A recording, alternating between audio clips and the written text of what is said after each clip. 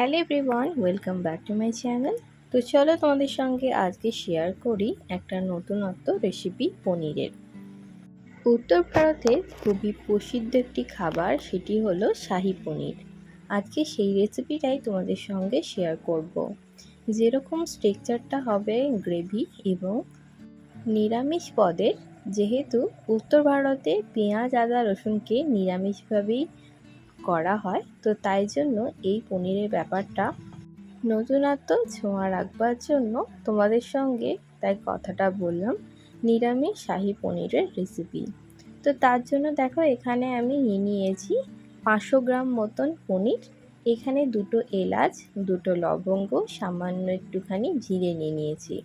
তার সঙ্গে নিয়েছি একটা শুকনো লঙ্কা। খুব সহজে এবং খুব তাড়াতাড়ি হয়ে যাওয়া এই রেসিপিটা তোমাদের সঙ্গে সহজভাবে শেয়ার করব। দেখো, আর নিয়েছি একটুখানি বাঙালি ছোঁয়া দেওয়ার জন্য নিয়েছি ক্যাপসিকাম। ক্যাপসিকামটা অপশনাল, তোমরা চাইলে দিতেও পারো এবং নাও দিতে পারো। আদা রসুন এবং তার সঙ্গে নিয়েছি পেঁয়াজ।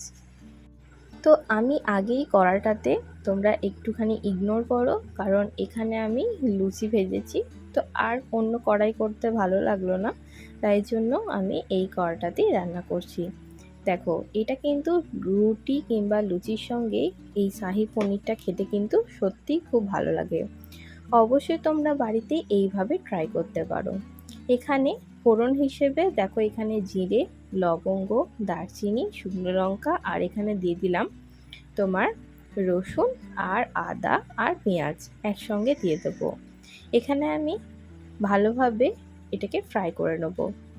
আর একটা জিনিস মাথায় রাখবে, একটু স্মোকি ফ্লেভারটা আনবার জন্য তোমরা অবশ্যই চেষ্টা করবে যে একটু পোড়া পোড়া ভাব যাতে আসে, তার জন্য একটু কড়া করবে ভাজবার। পেঁয়াজ আর ক্যাপসিকামটাও কিন্তু এর সঙ্গে দিয়ে দেব। শাহী শব্দের অর্থ হলো রাজকীয়। মুঘল আমলে রান্নাঘরে এই রাজকীয় স্বাদ কিন্তু পাওয়া যায় এই শাহী ব্যাপারটাতে। তো তখনকার দিনে মুঘল আমলের এই রেসিপিটা সাধারণত করা হতো টক দই, কাজু এবং মগজদানা দিয়ে। এখন একটুখানি আধুনিকতার যুগে আমরা ফ্রেশ ক্রিমটা ব্যবহার করে থাকি। শাহী ব্যাপারটা আনার জন্য এখানে গ্রেভিটা খুবই ইম্পর্টেন্ট। তো তার জন্য দেখো আমি এখানে সমস্তটাই নিয়েছি। মগজদানা বাড়িতে ছিল না, তাই জন্য কিন্তু আমি এখানে দিইনি। অবশ্যই কিন্তু তোমরা মগজদানা দিয়েও কিন্তু করতে পারো। দেখো, পেঁয়াজটা সমস্ত মশলা দিয়ে খুব ভালোভাবে আমি এখানে নাড়াচাড়া করে নিচ্ছি, যাতে খুব সুন্দরভাবে ফ্রাই হয়ে যায়।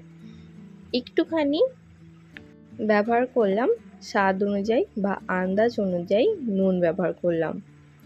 তাহলে দেখবে ফাস্ট কুকিংয়ের জন্য এটা কিন্তু খুবই গুরুত্বপূর্ণ একটা স্টেপ। মশলাটা করবার সময় খুব একটা বেশি পোড়ায়ও নি এবং খুব একটা বেশি তোমার কাঁচাও নেই। এই অবস্থাতে ঠান্ডা করে নিয়ে ভালো করে মিক্সার গ্রাইন্ডারে পেস্ট করে নিতে হবে।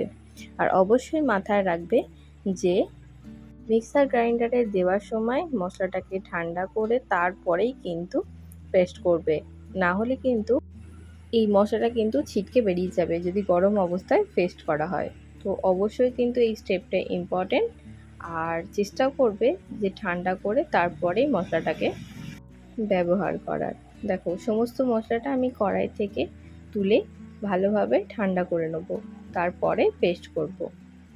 এই টাইমে আমি দুটো মিস্টেক করেছি।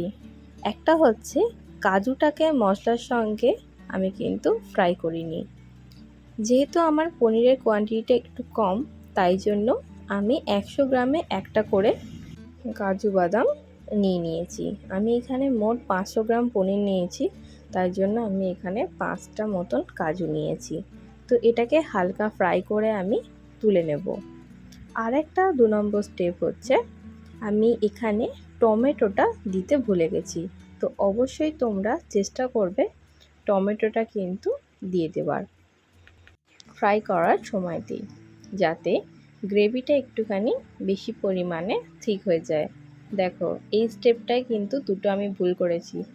তো এখানে আমি পেস্ট করার সময়তেই টমেটোটা দিয়ে কাঁচা টমেটোই ভালো করে পেস্ট করে নিলাম। এতে কিন্তু স্বাদের কোনো রকম পরিবর্তন হবে না, বরঞ্চ একটু টক ভাবটা ভালোভাবে থাকবে। আর একটা জিনিস চেষ্টা করবে যে পনিরটা যেটা ব্যবহার করবে সেটা কিন্তু ফুল ক্রিম পনির হয়, তাহলে টেস্টটা খুব ভালো আসে।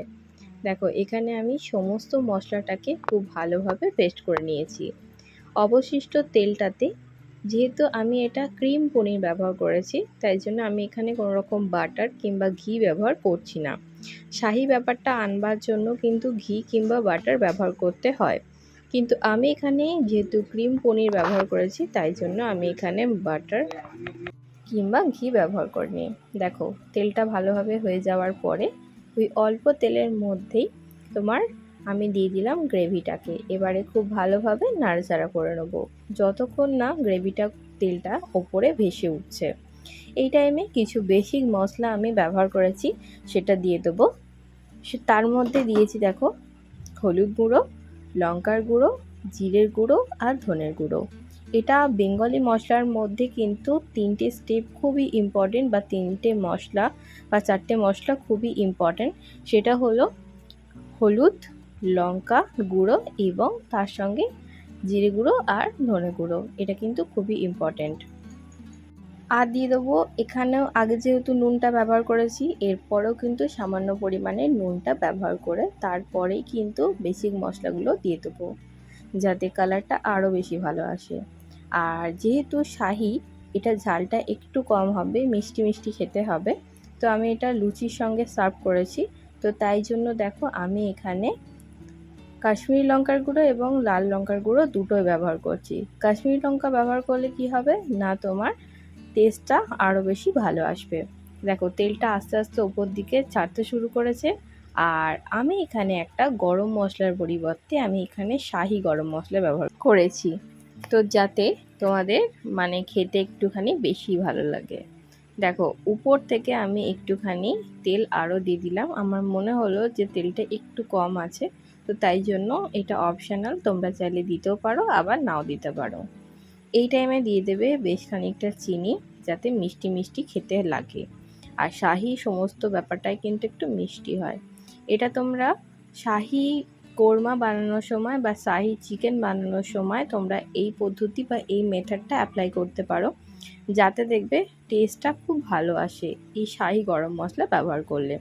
এরপর দেখো সমস্ত মশলাটাকে খুব ভালোভাবে নাড়াচাড়া করে অনেকটা স্লো কুকিং করতে হবে। আস্তে আস্তে মিডিয়াম হিটে তোমার মশলাটাকে কষিয়ে নেব। এখানে কিন্তু কোনো রকমের আমি জল ব্যবহার করব না। আর পনিরটাকে তোমরা চেষ্টা করবে ফ্রাই না করে কাঁচা পনিরটা দেওয়ার, যাতে টেস্টটা আরও বেশি ভালো আসে। দেখো কাশ্মীরি লঙ্কা দেওয়ার জন্য গ্রেভিটা কিন্তু খুব সুন্দর একটা কালার চলে আসবে।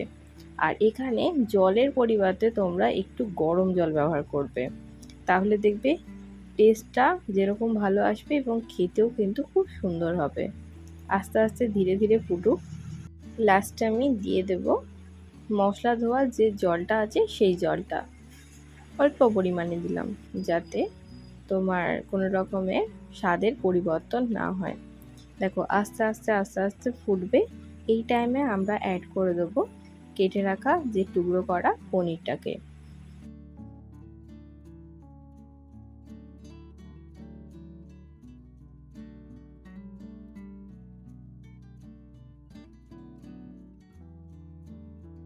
এবারে সমস্ত উপকরণটাকে খুব ভালোভাবে মিশিয়ে নেব। দেখো এখানে কিন্তু আস্তে ধীরে মেশাবে, যাতে কোনো রকম পনিরটা ভেঙে না যায়। যেহেতু এটা ক্রিম পনির বা নরম হয়, তো অবশ্যই তোমরা ফ্রিজে রেখে তারপরে ব্যবহার করবে, তাহলে দেখবে পনিরটা কোনো রকমের ভেঙে যাবে না। আর যদি রেড কাউ কিংবা আমুলের পনির ব্যবহার করো, সেটা তো এমনিই শক্ত, ওটা কিন্তু ভাঙবে না। যেহেতু আমি এটা না ভেজে রান্না করছি, তাই জন্য এই টিপসটা তোমাদেরকে বলে দিলাম। দেখো মিশিয়ে নিলাম খুব ভালোভাবে, তাহলে কিন্তু আস্তে আস্তে আস্তে আস্তে এটা কিন্তু গ্রেভিটা দেখবে তেলটা উপরে ভেসে আসবে, তাহলে কিন্তু তৈরি হয়ে যাবে আমাদের এই শাহি পনির। তো অবশ্যই তোমরা এইভাবে একবার ট্রাই করে দেখতে পারো, আশা করছি তোমাদের অনেক বেশি ভালো লাগবে। আজকের রেসিপিটা যদি তোমাদের ভালো লেগে থাকে, অবশ্যই আমার চ্যানেলটাকে সাবস্ক্রাইব করে দেবে এরকম নতুন নতুন ভিডিও দেখার জন্য। আর অবশ্যই চেষ্টা করবে যে এটা কিন্তু লুচি, নান কিংবা পরোটার সঙ্গে বা রুটির সঙ্গে খাওয়ার। রেসিপিটা কিন্তু একেবারেই তৈরি হয়ে গেছে, তেলটা রিলিজ করে গেছে। এরপরেই তোমরা কিন্তু প্লেটিং করতে পারো। আমি এখানে টিফিনের জন্য কিন্তু রেডি করে নিচ্ছি। এখানে দেখো আমি এখানে লুচি নিয়ে নিয়েছি আর এখানে আমি শাহি পনির নিয়ে নিয়েছি। তো শাহি পনিরটা কেমন হয়েছে তোমরা কিন্তু অবশ্যই কমেন্ট করে জানাবে। এরকম নিত্য নতুন টিফিন আইডিয়া কিংবা থালির আইডিয়া আমার চ্যানেলে তোমরা পেয়ে যাবে। আজকের রেসিপিটা ভালো লাগলে অবশ্যই আমার চ্যানেলটাকে কিন্তু সাবস্ক্রাইব করে দিও। আজকের জন্য এটুকুনি, আবারও অন্য কোনো ভিডিও নিয়ে হাজির হব। বাই।